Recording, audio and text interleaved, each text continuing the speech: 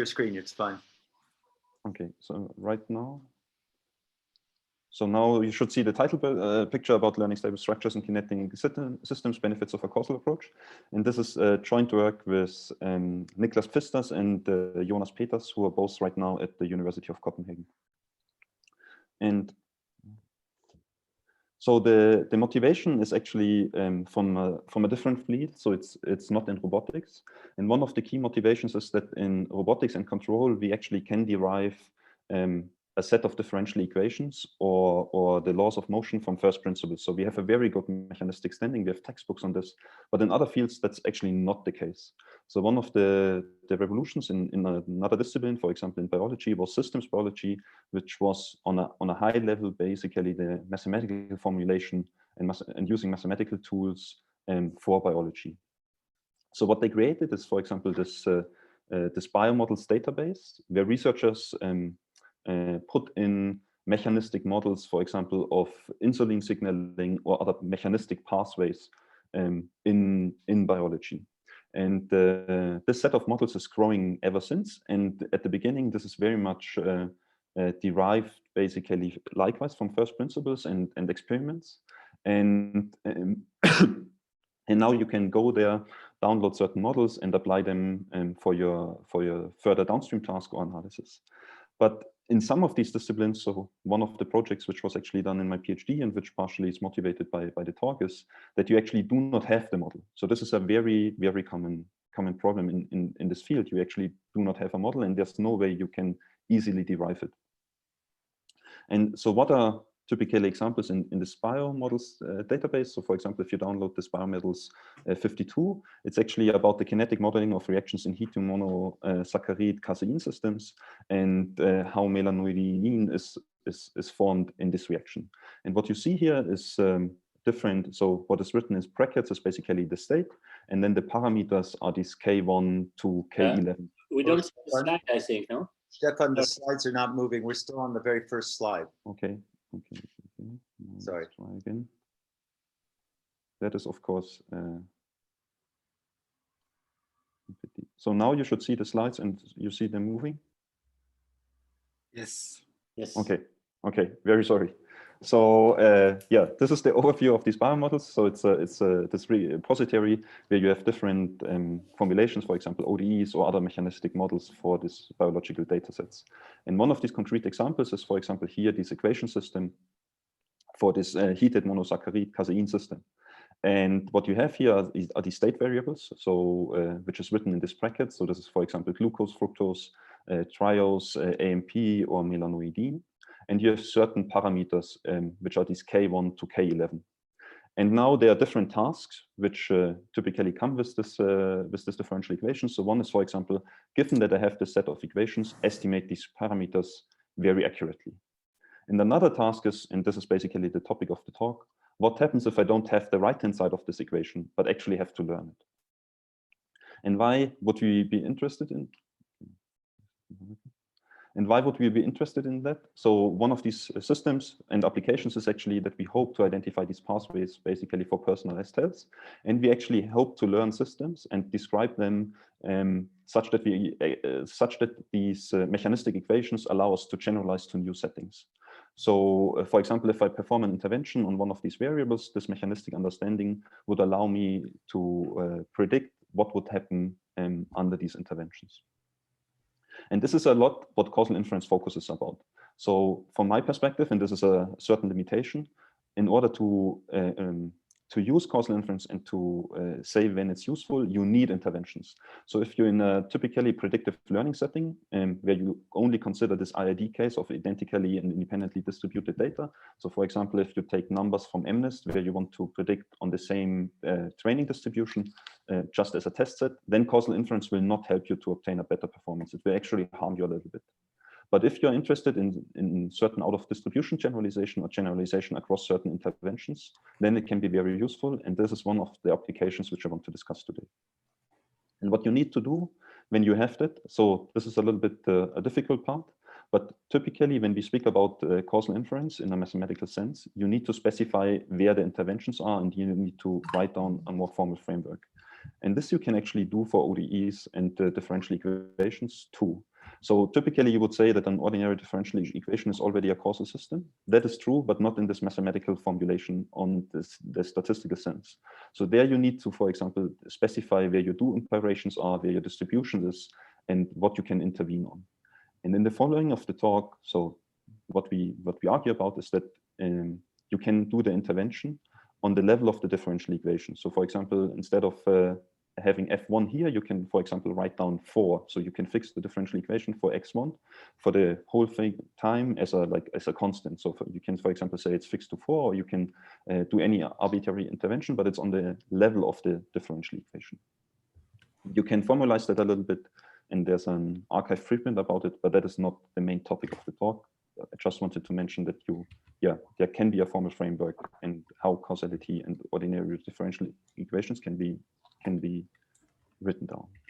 So what today's talk is about is, what can we do if the network structure is unknown, and can we recover it from data alone? So what we want is a system of differential equations. So x of t is here our state, and then we want to identify the function g, which is parameterized by theta across time and given some initial conditions when we have discrete time measurements with measurement noise.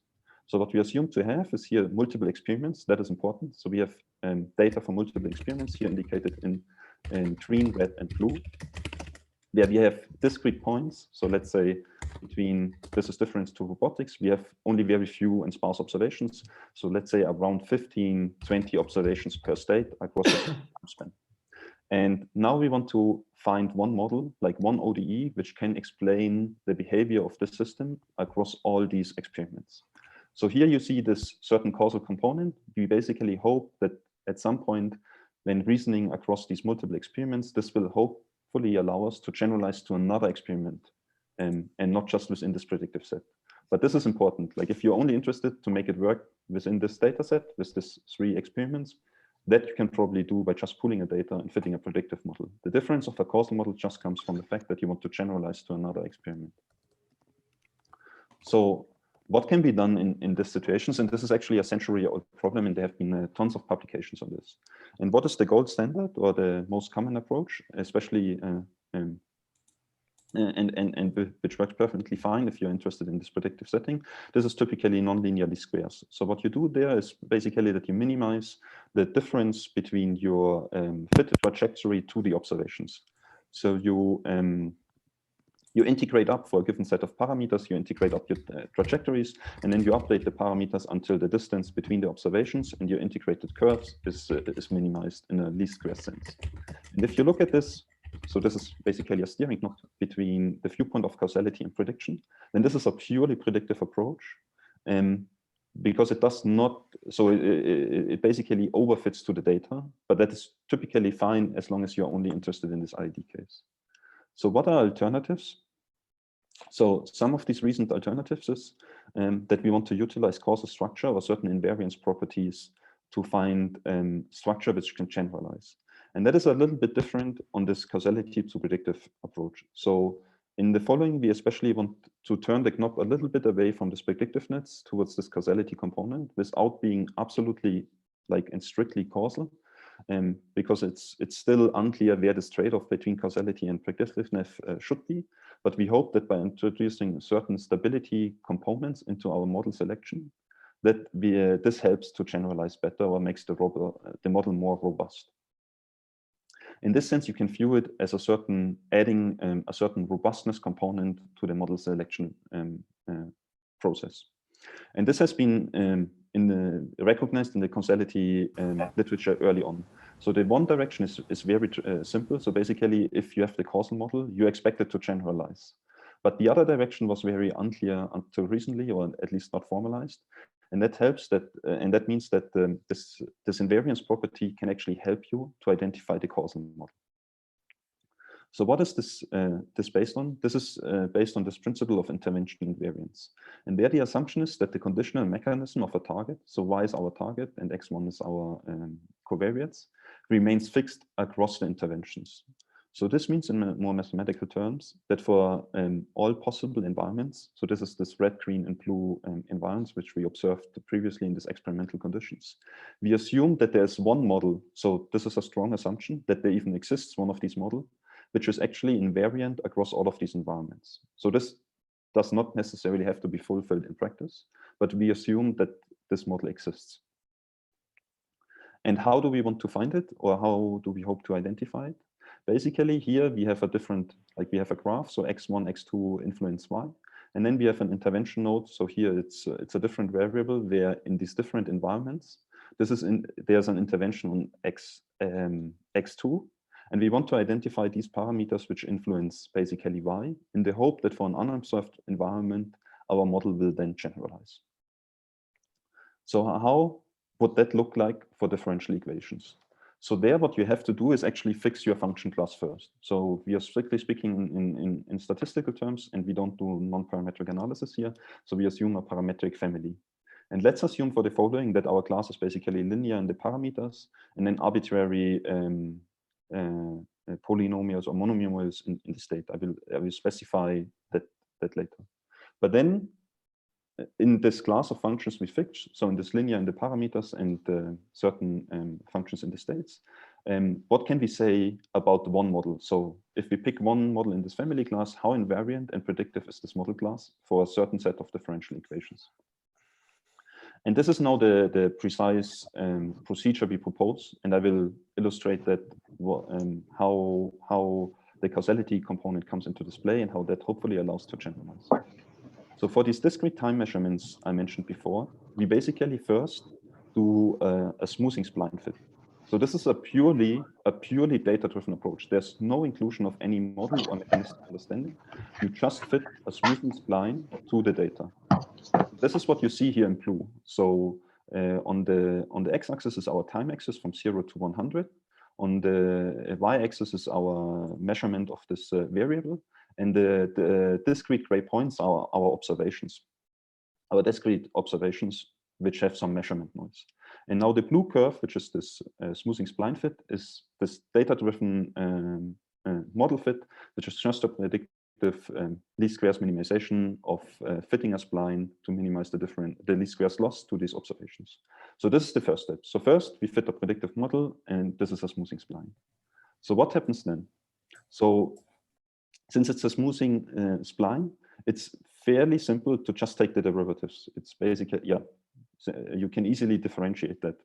So this is basically the yellow fit, and this you can obtain for all variables. So for all variables, you fit the smoothing spline, and then you just take by numerical differentiation, you obtain the derivatives for this.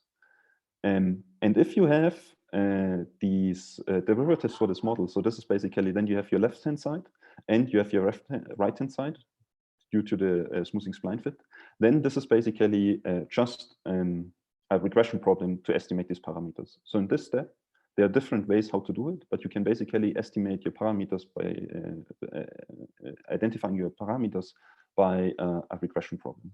And this is how you obtain fitted values for this target derivatives for these parameters. So what you have is basically, you have your smoothing spline fit, you have your derivatives, you have your regression problem to identify your parameters, and then you can do a second spline fit where you constrain the derivative of the spline to fit your mechanistic model, where you constrain, yeah. So you fit a second spline fit where you constrain. You put the constraint on the derivatives for this one fixed model to follow it, where you at every time, where you inserted the fitted parameter into the regression problem. So what does this imply? So this is now the first time there's actually a mechanistic fit, and given that this is linear in the parameters and these monomials in the state, that is actually a quadratic problem, which is from the optimization perspective very nice. So now we have the purely data-driven fit. And we have a mechanistic fit, which is based on this one model. And this is what you see here. So you first fit this data-driven model, which is the blue spline. Then you get your derivatives by numerical differentiation, and you can get your parameters by estimating them in a pooled regression across all environments. And once you have the parameter, you can insert it into your one fixed differential equation and refit the spline, where you constrain the spline to follow your differential equation with the inserted fitted parameter. And this is the green line now. So you have the data-driven blue line, and you have the mechanistic model fit of this green line. And what you then do for model selection is basically you build a score where you evaluate the model on the difference between this data-driven fit and this mechanistic fit. And what is the reasoning here? The reasoning here is basically that your mechanistic model is pretty good when it allows you to be close to the data-driven model. So if your mechanistic model is wrong, then basically the constraint that your constraint spline fit needs to follow this mechanistic model will force it to be far off. So instead of having the lines close together, the second constraint fit will lead to a line which is far off the observations and far off this blue spline.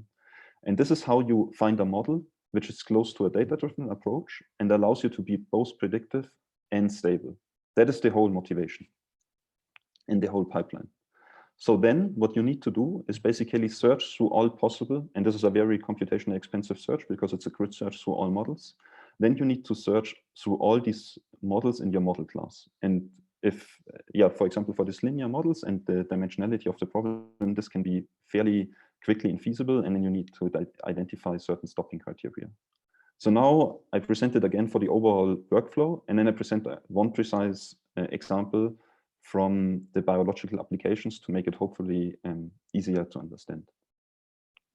So what we have is, again, data for multiple experiments. So indicated in this green, red, and blue Petri dishes, we have discrete time measurements for these for certain state variables. So here, let's say we have it for x3 and x17 and a target variable y. And we assume that in these experiments, there's a certain variance. So it's not just the repetition of the same experiment, but we actually do different interventions. For example, we give more nutrition or less nutrition. We give, we include or increase the temperature to speed up the process and something like this. And then for a certain class of differential equations, so here it's linear in the parameter and arbitrary monomials in the states, we try to find a robust and predictive model in this function class by a certain grid search. And what is important here, we only do it for one target variable. So if you want to do it for the whole system, then you would need to repeat this procedure for all these variables separately. But right now it's just for for a one-dimensional target y, which is not multivariate. And once we have this model fit across all these experiments, where we assume this one model will exist, then this model hopefully allows us to generalize to a novel experiment. And this is the motivation and the whole process of this workflow. So how does this look like for one precise example of an application to a signaling pathway? So what we had here as a data set from the biologists was that we had one target variable, y of t, which was from a mechanistic pathway in biology, which is the TOR pathway, which is very important for, I believe, diabetes and cancer. And then because this variable is not directly measurable, we had a proxy variable, but overall, we want to identify basically the underlying structure, the right-hand side of the ODE, which determines the behavior of this mTOR. And what was measured were 411 metabolites. So we had state variables x1 to x400, which were observed in different five experimental conditions, which were basically given by different nutrients and different intervention experiments. And in each experiment, each variable is measured at only 11 time points. So it's a very, very coarse grid compared to what we have typically for observations in robotics. And given that we have a very high noise level, each measurement has actually 3 replicates, which are typically just averaged in order to reduce the noise level. And then in biology, you at least have the chance to derive the functional class to up to a certain extent from prior principles. So here what we assumed was that we have that the functional class is defined by being linear in the parameters and having monomial combinations of the state variables, but only up to pairs. The reason why we restricted it to pairs and only have to 3 pairs is basically to restrict the search space. If you could potentially search for even higher orders, but it typically turns out that if you increase the function class too wide or the search space too wide, then you only overfit in any case. Because you have too many parameters to do so. And already this search space is very complex. The only reason, the only critical point for our assumption is this linearity in this in the parameters, because that allows us to formulate the constraint spline fit as a quadratic program. Otherwise, we would not have been able to do that. And this makes it numerically very fast. So how does this look like? So now we have this data set from these 5 experiments, which is again given across this time span from 0 to 200, where the observations are given in this discrete gray time points, where the observations are given in this discrete gray time points. And now we want to find a differential equation which explains it across all these environmental settings. And what we see here on top is basically the in-sample fit. So if we, so what we did was to compare 3 different methods. So one is this constraint spline fit, which trades off this predictiveness and stability approach, which we called causal kinetics, and this is the green fit. And then we did 2 approaches based on nonlinear least squares with different numbers of parameters. So the 3 and the 10 stand basically for the number of terms we allow on the right-hand side of the differential equation. And what you see here is basically if you include this experiment 5 in the training set and fit your model including that data, and then it turns out that the nonlinear least squares with 10 terms reaches the better fit and reduces the error since it has just many more terms. While if you reduce the number of these terms to 3, then obviously it's not able to actually fit all these observations since it does not have enough flexibility, and the causal kinetics performs in between, so it's worse than the nonlinear least squares model selection, but it's better with 10 terms, but it's better with than the nonlinear least squares term with method with 3 terms. So here you see the difference that it's a little bit further off.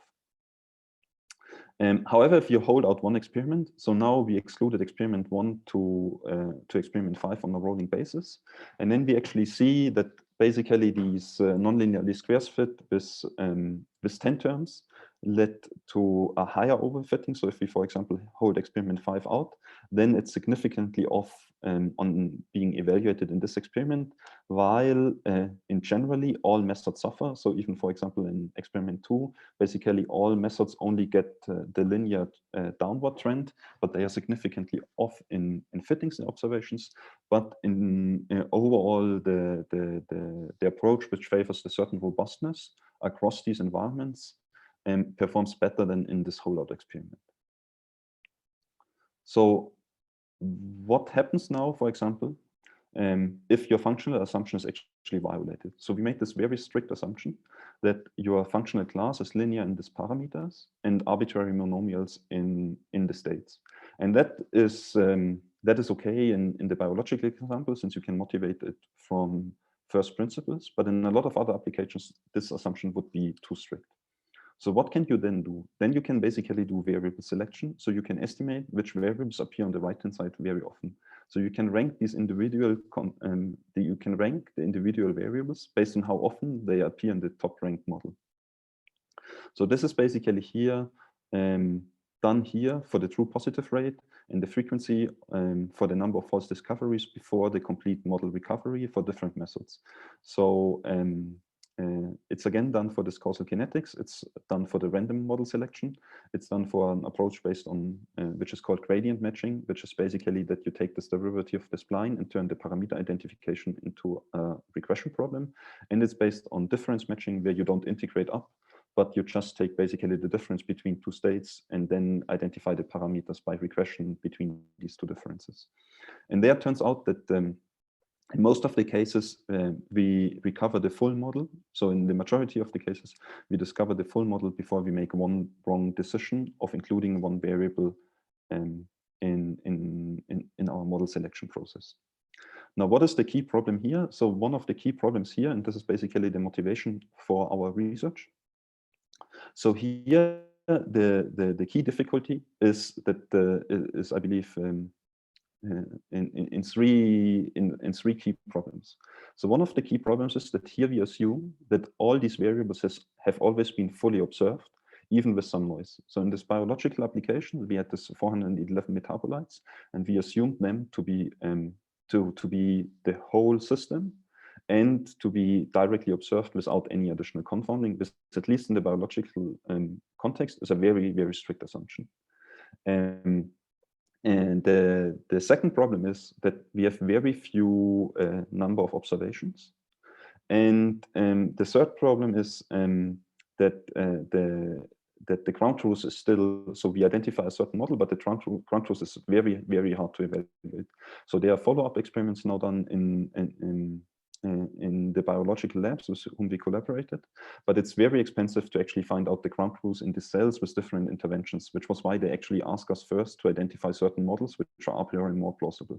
So what we want for our analysis is basically a system or a setup where we can generate tons of data, where we have actually access to the ground truth, and where we even have settings where we must identify the variables, for example, from images. So where we don't directly observe these variables fully, but have the challenge to identify the correct and causal variables from pixel values, for example. And this is part of this ongoing and future work why our department went into robotics. So similarly to this data set I presented before, which was from this biological application to identify causal and predictive structures in biology, where the limitation was that there's very few data points. We actually built one of these robotics arms from this open dynamic robot initiative to collect much more data on the different controllers, which basically stand for this environments in this red, green, and blue Petri dishes. So there we have now a system with 1,000 hertz. We can generate tons of data by running for different environments, by running different controllers in different parts of this of the robot space, and then we can try to identify certain models, which are hopefully then allow us to generalize to different areas or different environments which we defined under these interventions. So this was part of the motivation from us to move and build up these robotic systems for hopefully allowing us to further benchmark and develop these causal inference approaches, not just on a biological data set where we don't have access to the ground truth, but where we actually can fairly simple and quickly and cheaply test the performance of our approaches in certain downstream tasks, like for example, reaching certain areas. And with this, I would roughly close with certain references. So the approach I discussed about identifying causal structure in large-scale kinetic systems benefits of a causal approach was published last year in PNAS. The definition and the framework for viewing differential equations as structural causal models is right now under submission and set to be appeared soon, but already available on arXiv. The dataset for transferable dynamics learning was published at AGRA and is likewise on arXiv available. And for this robotic system, there's this joint project with NYU and you about this open dynamic initiative on which our manipulation setup builds up, and likewise other projects followed, for example this biped which is currently built in Tübingen too. And with this I would thank you for your attention and be open for questions. And I get that the causality part was very quick, and I'm more than happy to explain any step, any slide or any step, and would welcome your feedback. And hopefully we could have a discussion about these approaches. Okay, thank you very much, Stefan. We're quite a few here, so maybe we can use the chat to pose your questions. Sorry, ask your questions. That's a Gallicism. I had just a basic question of information, Stefan. It's very interesting. I kind of, I think, yeah, the problem of estimating what your variables are. I mean, this is the problem that we have in the causal diagrams of Pearl already. It's wonderful when you know what your variables are in these Bayesian nets, but if you don't know what they are, well, it's really unclear what you do. And so I see that in the biological case, you can sort of rest on a priori knowledge, at least on the form, but I guess also on the variables. I didn't understand what you do when you go into a more unknown domain, like even with a simple one with your robots. How are you able to actually, rank these variables? How are you building the models? You must have some restrictions, because otherwise it would seem to be an impossible task. I didn't understand that, so thanks. Yes, so that is true. So right now I basically presented more statistical method in the hope that this would be closer. But the identifying these variables, especially from images, has been basically our research focus for the past 2 years. And that is really non-trivial. And there we speak about really toy setups. So we, for example, created data sets where we know the underlying causal graph, and which is basically one robot arm where we change different objects then. And then the key difficulty there is how to encode the certain causal structure, which you even know. So even we know the causal graph. Can we even encode that, for example, in a neural network? And these approaches are far, far less established, and they are especially not competitive generally. So what the state of the art probably would be in this video recognition, which other people, especially in Stanford, do, is basically use a certain transformer model to identify these variables. And that requires tons of compute. Another approach in this direction, which Hinton pushes a lot, and which showed some good results too, was, for example, these capsule networks, which have a certain causal motivation. And what Bernhard and our department tried is to push this disentanglement angle, where you assume that you have these independent generating factors for an image, but it's a very, very simple underlying graph. And then you try to identify these underlying simple factors, which should be independent, very similar to independent component analysis, where you have independent component analysis is this problem of this cocktail party problem, where you have multiple people speaking in a room, and you have microphones, and you record these voices. But you only record the mixture of the voices, and then you try to reconstruct these original sources, like the independent speakers. And this is very similar to how you can view this causal image understanding of these variables. You have a nonlinear mixing function of these generating factors, which generate your image, and then you try to reconstruct the original sources which created this image. But this only works for like very, very trivial setups. So for example, in robotics, where we have this one arm, you could say, okay, one factor of variation is the size of the object, one is the color of the object, and one is the background color. But then you have only 3 different factors of variation for the whole setup. Like for natural images, we are far from doing that and even having an understanding. And there it's even less clear, I would say, if there's one causal graph. Like if you look at, for example, basically already the image behind me, is that one causal graph which generated the scene, or is that is it a mixture? Is it a tree? So there we are far off, and that I believe is even very fundamental research of how to incorporate causal understanding there.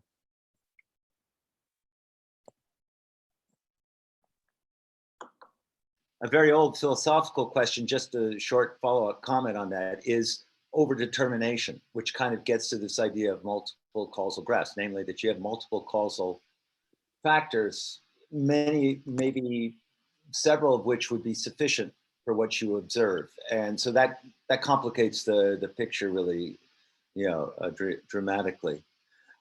Thank you. Jérôme Renaud has a question. Jérôme, you want to ask it, or shall I just go ahead? As you like. Okay. So Jérôme says, in the definition of the method, if I understood it correctly, to evaluate the performance, there was a formula like a sum of RSS blue minus RSS green over RSS green. Why divide by green? Why use this criterion rather than other ones? That is a good question. So this actually turns likewise out a little bit. So there, you could even put, for example, so if I understand the question correctly, it's, for example, why not take the square, or why different cost function? And the main reason is, so as long as you basically take the difference between this data-driven fit and the model-based fit, it's roughly sufficient and rather robust. For example, what we didn't necessarily have to do, so we tested with the square and without the square, and it didn't make such a difference. But it was, for sure, we worked quite hard on, so this is like what I would say is one of these criticisms. So I know only 2 papers roughly from the statistical sense which show that this stability or causality view helps in this out of sample generation. And one is actually this paper, and the other one that was likewise published as PNAS from Bin Yu on iterative random forests. And the main criticism you could say there in both papers is that both come from this medical or biological domain. And what happens there is, given that you have so much noise in the preprocessing and such an importance of the preprocessing, you unfortunately tune a little bit in this preprocessing already. So you have too many degrees of freedom, and you need to preprocess the data a lot.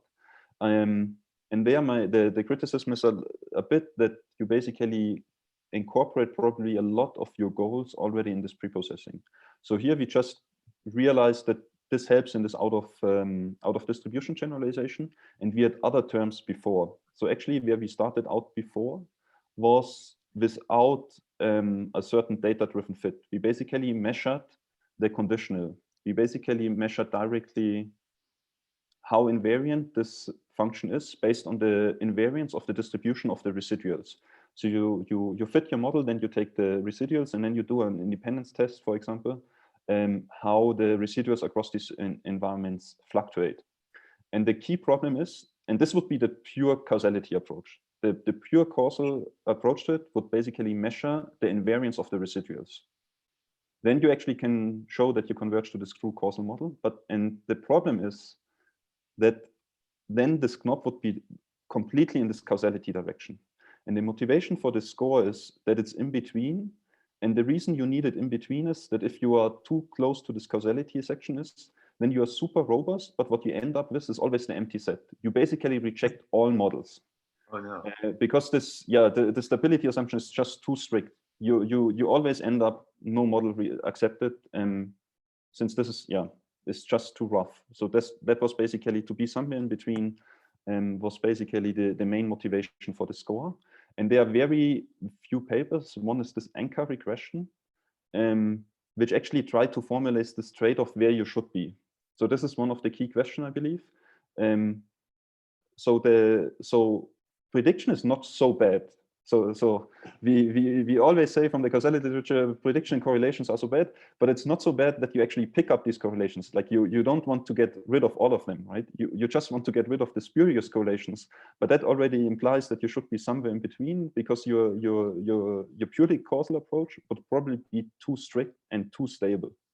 And it's a little bit probably similarly related to robustness. Robustness is a good feature, but if you're too robust to everything, then your performance likewise suffers. And in this sense, I would say this is the motivation for the score, to have both terms in there. Okay, thank you.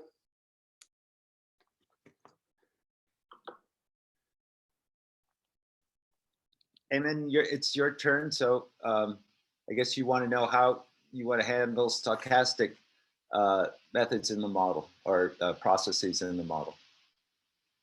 You correct me, Eamon, if I said it wrong. No, that's it. Yes. So the paper for the description of the framework is actually the same. So it's differential equations as structural causal models. So from this causality framework, nothing would change. But basically, the inference method here would change a little bit, because taking the derivative, for example, which we do in this, taking the derivative in this model with a stochastic differential equation and then getting the parameter out of there would be fairly difficult, or just theoretically impossible. So what you can, however, do, and that is likewise written in this PNAS paper, is you can likewise combine it with an integration-based approach. So the reason why we do we basically use some regression problem for identifying this parameter is that it's roughly fast for us, and that we are interested not in estimating the most accurate parameter, but roughly we are estimating in this model search across a fairly large class of models. And then it turns out that, especially for all these wrong models, you don't need to be super accurate, because it doesn't matter if the model is already far off, then your precise integration procedure will not help you so much. And even, especially if the model is wrong, you can even not integrate it, because the constraints of the wrong model to integrate up with this parameter is just not, like, your computer will crash.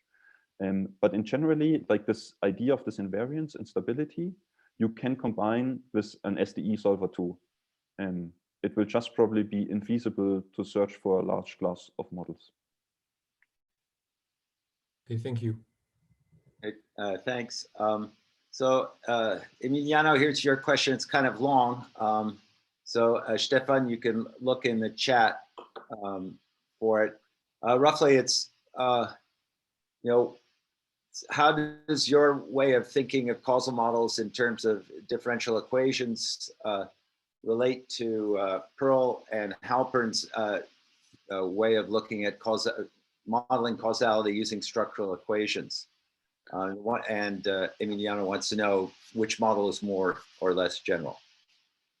Yeah, that's so the paper I mentioned about how to view ODEs as structural causal models is actually an invited submission to a book, I believe for the honor of Pearl's 70th birthday. So Jonas was invited, and then he basically shared this invitation for the paper with us.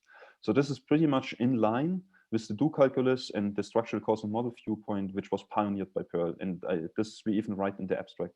So this is this is for sure clearly on the side of Pearl's viewpoint, and having learning these structural causal models, which was pioneered by him. For the rest, I believe this is a little bit different to, for example, to this potential outcomes framework of Rubin. So we focus especially on structure search, like learning the graph, so to say, and not what is, for example, the effect or the of a certain variable. So, for example, the potential outcomes framework would rather focus then of estimating, for example, getting an unbiased estimate of a certain parameter, which should then be the influence of a certain state in your right-hand side of the equation. So this is, I believe, the difference, and I hope that answers the question. Oh, thank you. Emiliano, do you want to have a follow-up on that or no? No, that's fine. Thank you. Okay. Okay.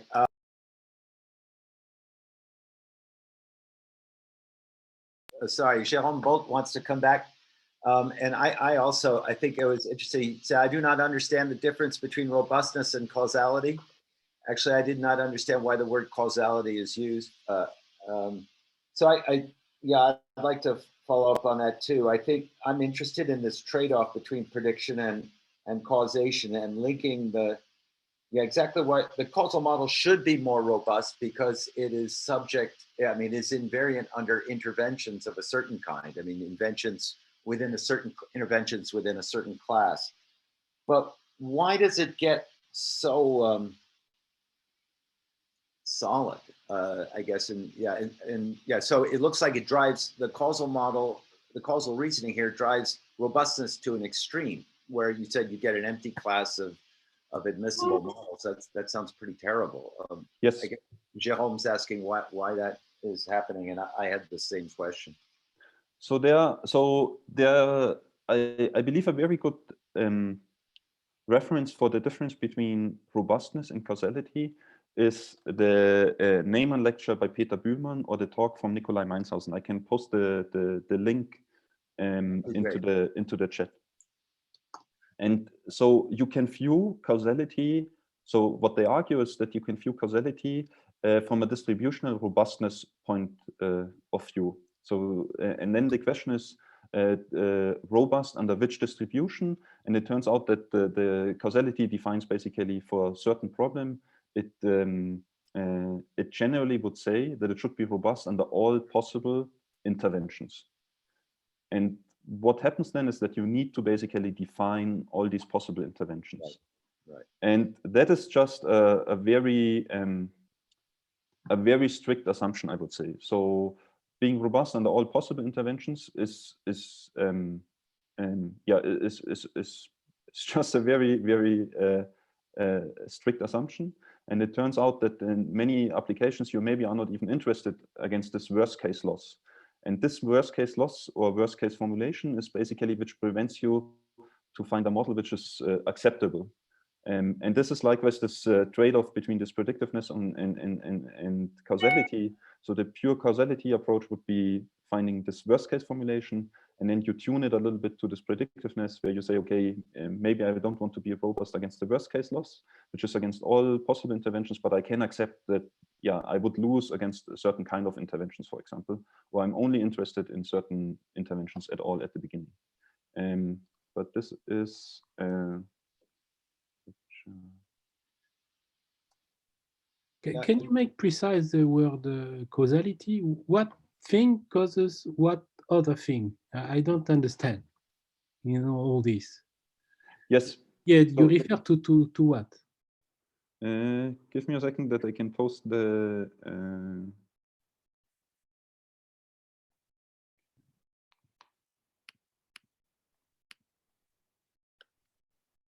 It should be the paper about invariance, causality, and robustness from Peter Bühlmann, which is based on this Neyman lecture in 2018. And there's likewise then, if you Google that, I believe there's a YouTube talk from Nicola Meinshausen basically about the same. But in your model, causality is the structure of the differential equation. What is what So, is yes. So back to the talk. So so it is true that basically you can probably view this this whole procedure as a certain cross-validation of the model, like in a strict high-level speaking term, you can view the model selection as a certain cross-validation of the model across these environments.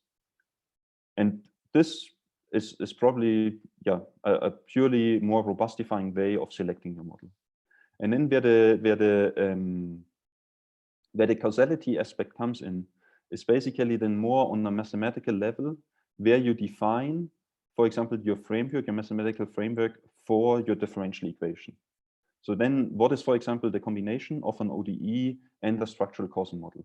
And if that doesn't interest you at all, because, for example, you are not interested in this formulation, then yeah, you can purely view the whole procedure as a robust procedure for model selection. And so this is, yeah, the causality aspect basically comes in by combining it and viewing these, and how to view these differential equations as structural causal models, and using some of these tools from this invariance literature of identifying your model selection. But if you then want to just see it as a tool set for robust model selection, that is, I believe, an okay viewpoint. Okay, thank you. Is that okay, Jérôme? Oui. Merci, thank you. I want to go back to this point about robustness, if I could. I don't know, maybe nobody has a question right now, so I will usurp my role as host. When you talk about all possible interventions, that's invariance under all possible interventions. That, to me, knowing something about the philosophical literature about causation, strikes me as way too strict. I mean, it's not for nothing that David Lewis in 1973 proposed variably strict conditionals as a model for causation. That is, all things being equal, had this intervention happened, this would have happened. But okay, but there's a kind of ceteris paribus notion. There's a kind of also, in some sense, a relevant class of interventions that are suggested in any causal framework. And of course, that makes it another parameter to find. But I find, yes, I think that's too strict and not actually even true to the spirit of what causation is. I don't know, just a remark. Yes, so this, I believe, so it goes probably a little bit like us in this direction of finding then applications where this is actually useful. So, for example, where causality has been extremely useful is in this medical domain for explaining randomized control trials or even estimating treatment effects. But there, likewise, you assume that, for example, you often, or in economics, for estimating a certain effect of interventions. But there you assume your model and then estimate parameters, but it's less clear for structure discovery. And finding these structures, like finding these graphs, is just overall a very difficult problem. And it's, and there I believe the key application where this has been extremely useful or shown to be more robust or better if you do it in a causal way than just a predictive way is yet, I would say, missing. And this is likewise one of the key problems we have. So, for example, there have been these key defining problems. So, for example, for deep learning, you could say the ImageNet classification was the breakthrough when they did something which you could not achieve with other methods. And for causal graph discovery, I believe that like even the formulation or the key problem, what would be the key problem, which would be this key moment for this line of sort, is yet a little bit missing. It's at least a little bit unclear to me what this problem could be, and why a predictive method should not be able to solve it. So this I agree, and this is an interesting search, I believe, to define these problems. Where I see this is that in healthcare, this is for sure clear and very useful to have such a system, but it's very difficult to even evaluate it then. And this is kind of the missing benchmark problem we have in the field.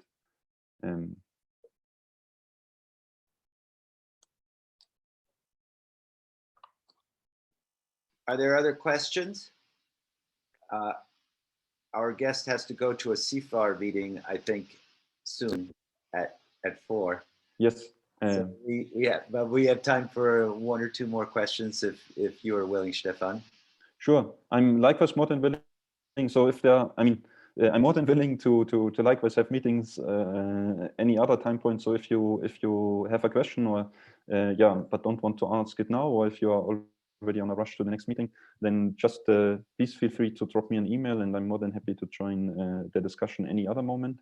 I'm likewise more than happy to discuss other works. So right now I basically did not present anything about learning these structures from images, for example, or I did not present what we actually do right now with the robotic setups we have here in Tübingen currently. So I'm likewise more than happy to join a discussion for these topics any other time. Well, thank you very, very much for this very exciting work, very interesting. Stefan, we look forward to talking to you much more in the future, we hope. And okay, thank you again for visiting us, at least only through the video medium of the television, but soon we'll see you face to face. Thanks a lot for the invitation, and then I look forward to next week. Okay, thank you, bye-bye. Oh wait, we have one more message. Everybody's saying thank you. Everybody, okay. Thank you very much. Okay, we'll let you go. Bye-bye. Have a nice afternoon. Thank you. Bye.